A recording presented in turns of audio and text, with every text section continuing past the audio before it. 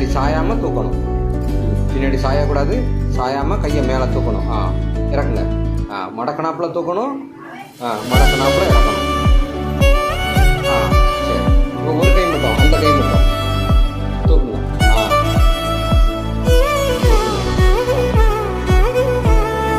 சரி. இந்த கை வச்சு என்ன சொல்கிறது கொடுங்க. தொடுங்க. கீழே இறக்கி தொடுங்க. கீழே இறக்கிட்டு மேலே தொடுங்க. கையை பின்னாடி கொண்டு போங்க. பின்னாடி கொண்டு போங்க.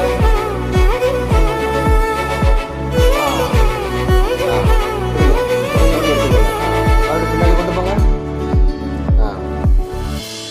சரி, போகுது. கையை மேலே தூக்குங்க. வலி குறைஞ்சிருக்கா? கை நல்லா மேலே போகுதா இப்போ? சரி. எத்தனை நாளாக இருக்குது? 6 மாதமா? சரி சரி.